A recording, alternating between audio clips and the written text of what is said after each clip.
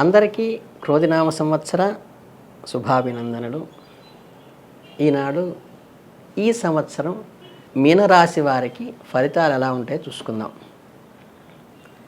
వీరికి ఆదాయం 11 ఉంటుంది, వ్యయం కేవలం 5 ఉంటుంది. అంటే 11 లక్షలు సంపాదిస్తే 5 లక్షలు మాత్రమే ఖర్చు పెడతారు, మిగతా 7 లక్షలు దాచుకుంటారు. రాజపూజ్యత 2 ఉంటే అవమానం మాత్రం ఇవ్వకుండా. ఎందుకంటే ఎప్పుడైతే ఆదాయం ఎక్కువ వస్తుందో ఆటోమేటిక్గా వాళ్ళకి అసూయే పరులు ఎక్కువ అవుతారు కాబట్టి కొంచెం అవమానకరంగా మాట్లాడే అవకాశం ఉంటుంది. ఏది ఏమైనప్పటికీ ఈ రాశిలో ఏంటంటే పూర్వభద్ర 4 పాదాలు, ఉత్తరాభద్ర 4 పాదాలు, ఇప్పుడు ఏంటంటే పూర్వభద్ర 4వ పాదము, ఉత్తరాభద్ర 4 పాదాలు, రేవతి 4 పాదాలు. అంటే ఒక పాదము 4, 4, 9 పాదాలతో ఇది ఉంటుంది. వీళ్ళకేంటంటే ఈ సంవత్సరం అంతా కూడా గురుడు తామ్రమూర్తిగా ఉంటాడు. మే 1 వరకు ద్వితీయంలో ఉండి తర్వాత తృతీయంలో సువర్ణమూర్తిగా ఉంటాడు.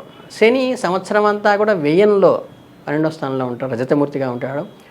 రాహుకేతువులు 1, 7 రాసుల్లో వత్సరమంతా తామ్రమూర్తులుగా సంచరిస్తారు. అంటే ఏంటంటే సప్తమ స్థానంలోనూ జన్మస్థానంలో కూడా రాహుకేతువులు ఉండేటువంటి అవకాశం ఉంది. కాబట్టి సప్తమ స్థానమైనటువంటి స్థానానికి కుటుంబ స్థానంలో ఈయన ఉంటారు. కాబట్టి సప్తమ స్థానానికి కొంచెం ఇబ్బందికరమైన విషయాలు, మనస్పర్ధలు భార్యాభర్తలు వస్తాయి. కాబట్టి అది చూసుకోవాలి. ఏదైనా ఫలితాలు మిశ్రమంగా ఉంటాయి. ఆలోచనలు వేగవంతంగా చేసుకోవటం కానీ, రాహుకేతువులకు జాగ్రత్తగా చూసుకుంటూ రాహుకేతువులకి ఆ రాహుకాలంలో కానీ దీపారాధన చేయటం వల్ల ఈ కుటుంబంలో సప్తమ స్థానంలో వచ్చినటువంటి ఈ స్పర్ధ అనేది తొలగిపోవడానికి ఆశ ఉంటుంది. సుబ్రహ్మణ్య స్వామి ప్రదక్షిణ కూడా చేయటం మంచిది. అలాగే సంవత్సర ద్వితీయార్థంలో వస్తువులు కానీ, వాహనాలు కానీ, గృహ సంబంధం విషయాలను కానీ ఎవరో మనని మోసం చేయడానికి ప్రయత్నించేటువంటి అవకాశం ఉంటుంది. కాబట్టి కొంచెం జాగ్రత్తగా ఉండాలి. ఉద్యోగ వ్యాపారంలో కూడా గతంలో కంటే కొంచెం ఉత్సాహభరితంగా నడుస్తుంది కనుక ఇవి ఇబ్బంది పడాల్సిన విషయం లేదు. అలాగే కొన్ని సమస్యలకి పరిష్కారాలకుండా కొంచెం మెలికి వేసినట్టుగా ఉండి ఈ సంవత్సరం కొంత ఇబ్బంది పెడతాయి. అయినప్పటికీ విద్యార్థులకి గురుబలం అనుకున్నంత విధిగా ఉండటకపోవటం వల్ల క్రమశిక్షణతో చదువుకుని పైకి రావాల్సిన అవసరం ఉంటుంది. కొంత సంతృప్తికరమైన ఫలితాలే పొందుతారు. నూతన ఉద్యోగాలు చేసే ప్రయత్నాల్లో కూడా నిజాయితీతో సాధించగలుగుతారు. చిన్న ప్రయోజనాలు అయితే పొందుతారు. ఇకపోతే రైతుల వారిగా వచ్చేసరికి పంట దిగుబడి కూడా మధ్యస్థంగానే ఉంటుంది. ప్రభుత్వ సహాయం నాకు రావాల్సినటువంటి ప్రభుత్వం నుంచి రావాల్సినటువంటి అనుకూలత, గిట్టుబాటు ధర రాలేదనేటువంటి బాధపడేటువంటి అవకాశం రైతు కుటుంబాల్లో ఏర్పడేటువంటి సూచన ఉంది. ఏప్రిల్ నెలలో వృత్తి ఉద్యోగాల్లో ఉత్సాహంగా సాగుతాయి. అధికారుల సఖ్యత కూడా ఉంటుంది. మీకు మనోభీష్టం ఏదైతే ఉందో అది వెంటనే కూడా నెరవేర్చుకోగలుగుతారు. ద్వితీయార్థంలో కూడా అధికారులచే ఒత్తిడులు ఏవైనా ఉన్నప్పటికీ ముఖ్యమైన పనులు కొద్దిగా వాయిదా వేసుకుని వాగ్దానాలను అమలు చేయడానికి ప్రయత్నించండి. ఇచ్చుపుచ్చుకునే ఉత్సాహంలో వ్యవహరించగలుగుతారు. విందు వినోదాల్లో ప్రత్యేక పాత్ర పోషించి దానివల్ల కొద్దిగా ఆర్థికపరమైనటువంటి ఖర్చులు పెరిగేటువంటి అవకాశం అయితే ఉంది. ఇక మే మాసానికి వచ్చినట్టయితే మే నెలలో గురువు రాశి మార్పు చెందటం వలన పట్టుదలతో చూసుకోవాలి. ఖర్చులు కొంచెం అన్ఎక్స్పెక్టెడ్గా వచ్చేటువంటి అవకాశం ఉంది. ఊహించని వ్యక్తులతో కొన్ని పరిచయాలు ఏర్పడి అనుకోని ఒత్తిడి వచ్చేటువంటి పరిస్థితులు ఉన్నాయి. విద్యార్థులు కార్యాచరణలో కొంచెం ఊహాజనితంగా వెళ్ళకుండా ప్రాక్టికల్గా మీరు ఆలోచించినట్లయితే సక్రమంగా అనుకున్న ఫలితాన్ని సాధించగలుగుతారు. జూన్ మాసానికి వచ్చేసరికి గ్రహ సంచారం ప్రతికూలంగానే సాగినట్టుగా అనిపిస్తుంది. చిన్న వాగ్వివాదాలు, పరుషమైన పదాలు అయిన వాళ్ళ చేత పడాల్సి వస్తుంది. ఆర్థికపరమైన సర్దుబాటులు కూడా ఒకళ్ళకొకళ్ళు చేసుకోవలసినటువంటి అవసరం అయితే ఏర్పడుతుంది. కానీ ఈ మధ్యవర్తిత్వం వ్యూహాల చేత కొద్దిగా ఏదన్నా మోసం చేయాలనేటువంటి భావనతో మీ చుట్టూ కొంతమంది చేరతారు. వాళ్ళని మీరు గమనించుకుని మీ భాగస్వామి మిమ్మల్ని రక్షణగా చేసుకోవాలి. సోదర వర్గం వారి నుంచి కూడా కొంచెం ఒత్తిడి వచ్చేటువంటి అవకాశం కాబట్టి ఇవన్నీ కూడా మీ జీవిత భాగస్వామి సహకారంతో సలహాతో ముందుకెళ్తేనే మంచిది. జూలై నెలలో గ్రహ సంచారం మిశ్రమ ఫలితాలు ఉంటాయి. వృత్తిలో కానీ ఉద్యోగంలో కానీ అధికారుల నుంచి ఉదాసీనత ఏర్పడుతుంది. సాధ్యము కాని హామీలను ఎప్పుడూ కూడా ఇవ్వకుండా జాగ్రత్తగా ఆచితూచి ఎవరికైనా మీరు హామీ ఇవ్వండి తప్పితే షూరిటీలు అవి పెట్టకపోవటమే మంచిది ఈ మాసంలో. అలాగే స్థానచలనాలు కూడా ఉంటుంది. విద్యార్థులకి చక్కగా కళాశాలలో ప్రవేశాలు అనుకున్న సీట్లలో అనుకున్న గ్రూపుల్లో వచ్చేటువంటి అవకాశం ఉంది. ఆగస్టు 16 నుంచి ఏంటంటే రాశి మార్పు చేత రవి సూర్యుడు వల్ల చిన్న తరహా ప్రయోజనాలు అయితే ఉంటాయి. ద్వితీయార్థంలో కూడా మంచి అనుకూలమైన ఫలితాలే ఉంటాయి. బంధుమిత్రులతో మంచి సందడిగా విందు వినోదాలతో కార్యక్రమంలో పాల్గొంటారు. మీరున్న వస్తువులు కొనుక్కోవాలన్నా నూతన వస్తువులు ఇంట్లోకి ఉపకరణాలు కుటుంబ భాగస్వామి సలహాతో తెచ్చుకొని ఆనందపడతారు.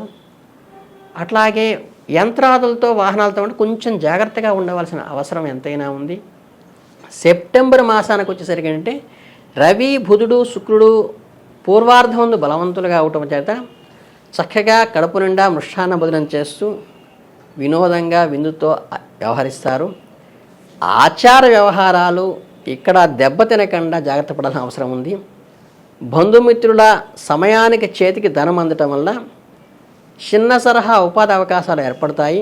ఈ 18వ తారీఖున శుక్రుని రాశి మార్పు చేత స్వశక్తికి మీ సొంత కష్టానికి నమ్ముకుని ముందుకు వెళ్ళవలసిన అవసరం అయితే ఉంటుంది.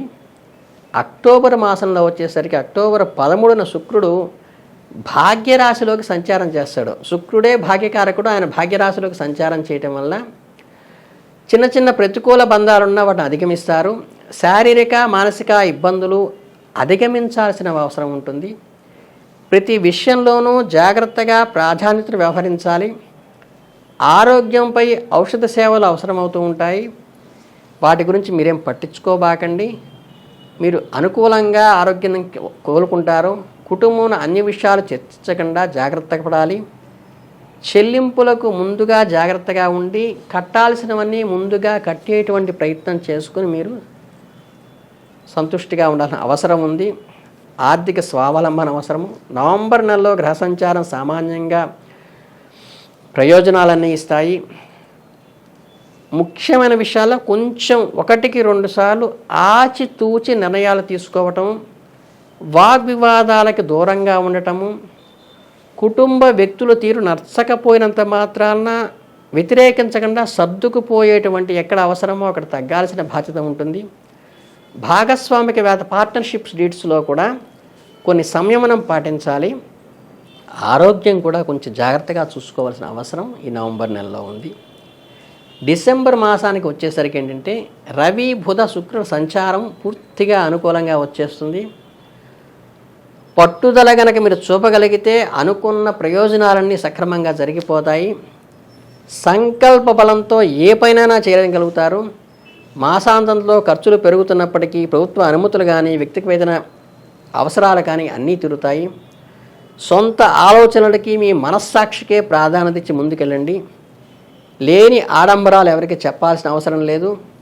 మీ బద్ధకాన్ని విడనాడకపోతే ఇబ్బందులు పడతారు కనుక బద్ధకం విడనబడి క్రమశిక్షణతో ముందుకెళ్తే మంచి ఫలితాలు పొందుతారు.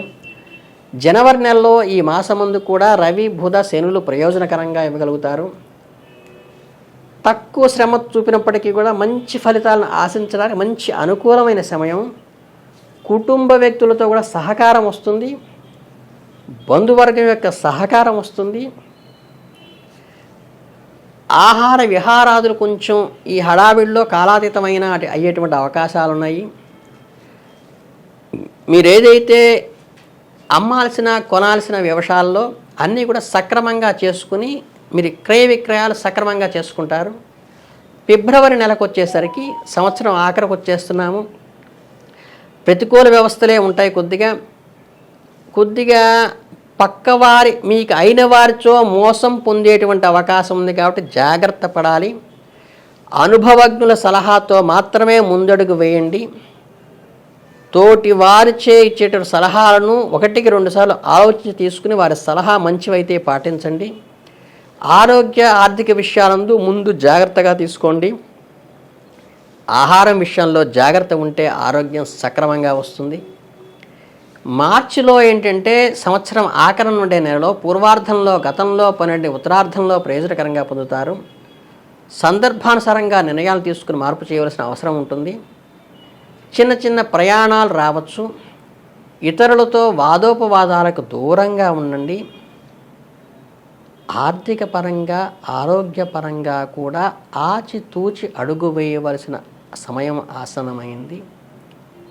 మీరు ఇటువంటి విషయాలన్నీ చాలా జాగ్రత్తగా పాటించి ముందుకు వెళ్ళినట్టయితే ఈ సంవత్సరం బ్రహ్మాండంగా ఉంటుంది. ఇంకా ఈ రాశిలో ఉన్న పూర్వాభద్ర నక్షత్రం వాళ్ళకి ఏప్రిల్ 30 వరకు గురుడు శుభుడుగాను, వత్సరమంతా శని రాహు కేతువులు శుభులుగాను మిశ్రమ ఫలితంగా ఉంటుంది. శ్రమ పట్టుదలతో అనుకూలతో పెంచుకోగలుగుతారు. చక్కగా నవగ్రహారాధన చేసుకోండి. సప్తశతి పారాయణ చేసుకోండి. చక్కగా శివలింగార్చన చేసుకుంటే మీకు చాలా అనుకూలమైన ఫలితాలు వస్తాయి.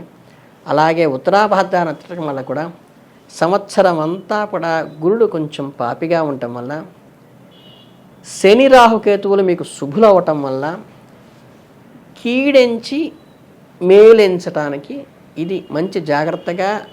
గురుడు పాపిగా ఉండి శని రాహులు పాజిటివ్గా ఉండటం వల్ల మీరు దాంట్లోంచి గట్టెక్కుతారు. చక్కగా శివార్చన అర్చన చేసుకోండి, విష్ణు అర్చన చేసుకోండి.